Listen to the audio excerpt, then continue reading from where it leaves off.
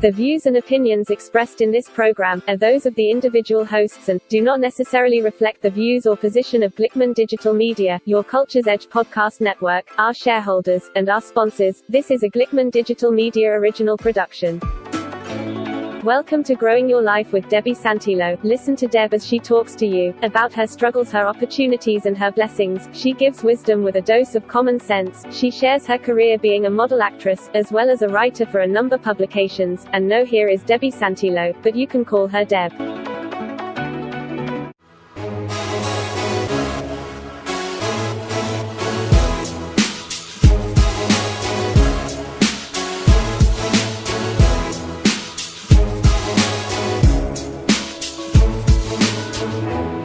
This is Debbie Santillo speaking for Growing Your Life. Today I want to talk about how I tend to use myself as an example when I speak to you in my podcasts. I can only speak about what I've gone through and how I felt about it and about the efforts that I've put into and how long it took. When I'm going to have my grandchild here, I've had to learn. He is just a one-minded little guy. He loves being able to go straight to the counter. I swear, the second he gets there, he goes straight to the counter and wants to find my husband's Bluetooth headpiece and wants to put it on and walk around with that around his neck all day. Now, if that's all he did, we don't care, and we do let him do it. But he tends to pull it and stretch it and twist it. So, sometimes we just can't have that happening.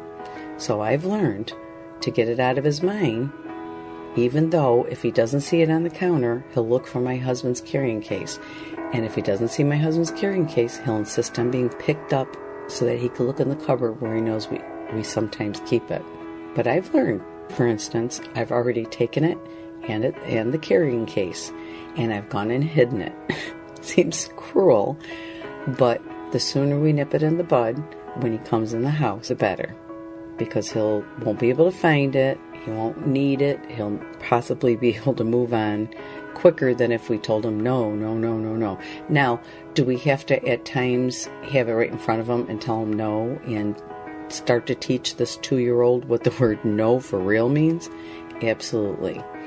I'm not putting that off either. Grandpa and myself have to tell him no a lot. We don't know if he hears no a lot when he's not here.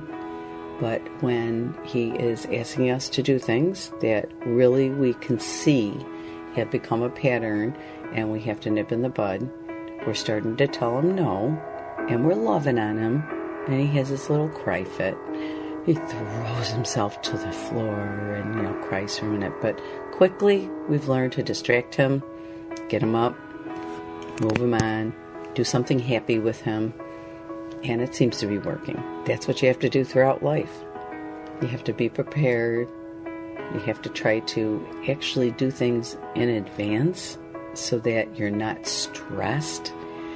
It's so nice to be able to know that you have things coming up, a very stressful time for me. The month before, I had several other events, and I got through those things one day at a time. I was prepared for this.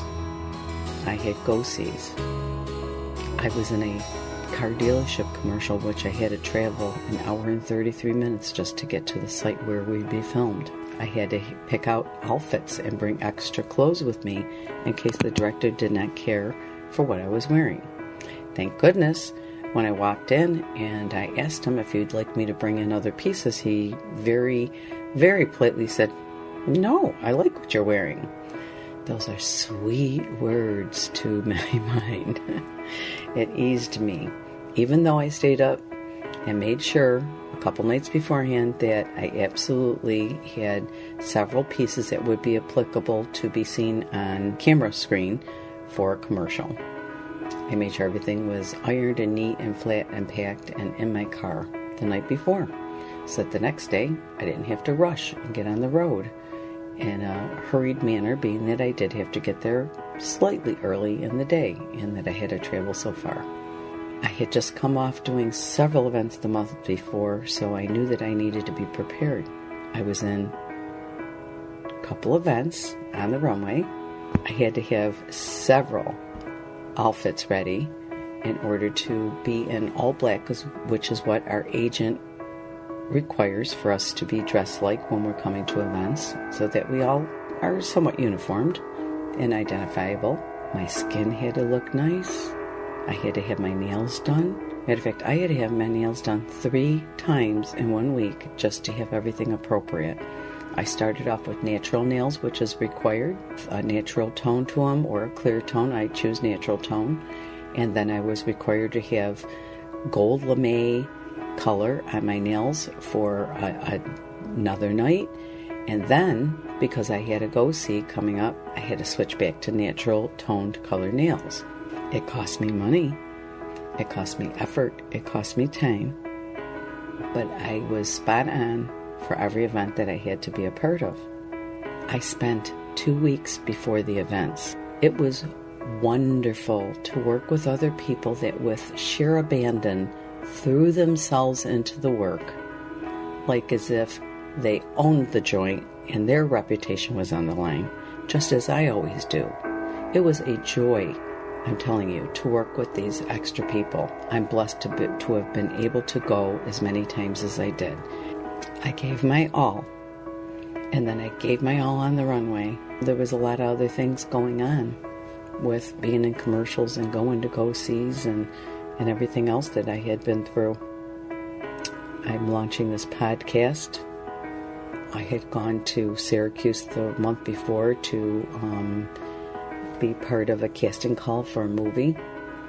I had also been one of only 8 that was filmed in a couple scenes. Semi-cool, semi-sunny, sometimes rainy morning. I've done a lot in the last month and a half, but particularly the last 3 weeks. 2 weeks of it being prepared to do the event that we were doing. And I'm moving on today. Today my grandson gets here and we're going to give him a lovely weekend. I think that we are going to go to a pumpkin patch tomorrow, and we've gone to 2 other events like that. And we've gone to like a cider mill, farm. We went to an event at a local flower growing and vegetable growing place where we took them through different things that children can see. My son took him for a hayride with his sister and my son-in-law a couple weekends ago. We've tried to make fall just real memorable for him, so that we can build his memories as he moves along in life. So we're going to try one last event this weekend before big old Halloween comes around. And we're going to take him to one more pumpkin patch. We've already picked some pumpkins to put in the front of my house, but now we're going to pick a pumpkin.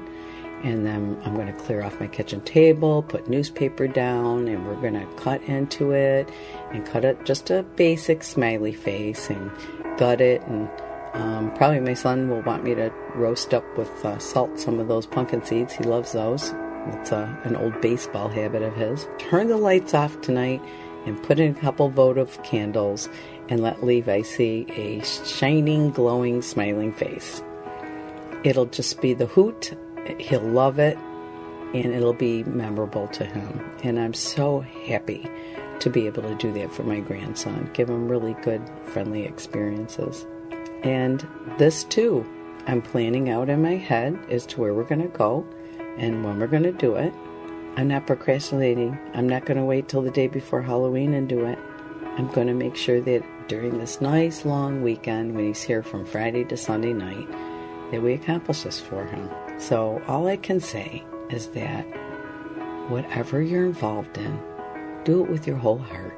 Think about it in advance so that you can maybe be a little organized about it. I believe that when you plan things out, when possible, like sometimes I get a go-see one night ahead of time. Let's face it, that night I'm up late and I'm gathering clothes and I'm figuring out what I'm going to wear. I had no choice. But nonetheless, I stay up very late that night and do it and get done and make sure I wash my hair and get it all prepared. I don't wait for the next day and then be late to where I need to be. I just think it works. If I can encourage anyone to just be a touch more planned out, to not procrastinate, to not put off what you could do right now instead of waiting till later or the next day or next week. And sometimes It never happens because you keep putting things off.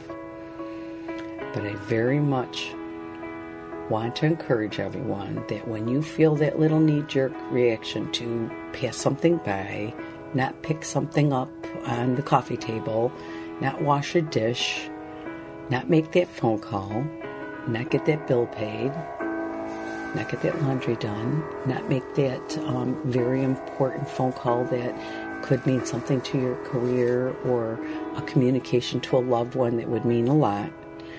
Maybe a quick visit to somebody's home or hospital, or maybe making a meal and thinking in your mind, oh, I should bring somebody some of this because I know that they're down and out this week.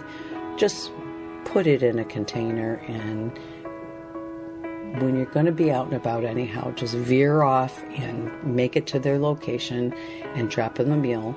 Explain to them you don't have a lot of time. Trust me, bringing them a little something will mean a lot. Don't put it off. Don't put off loving anyone. Don't put off taking care of yourself. Don't put off taking care of your home and your people around you that you love. Don't put anything off.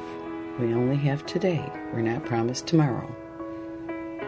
And you will find that as you prepare for tomorrow, even if we're not promised it, when and if it does come, you will enter into tomorrow with a sense of security, a sense of joy, happiness, calmness, preparedness, and you will just be able to go through whatever you need to go through with no anxiety, and you will feel happy instead of anxious, and you will feel accomplished.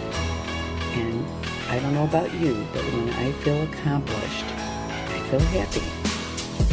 So that's just my little words for today. Have a great day. From Debbie Santillo and Growing Your Life.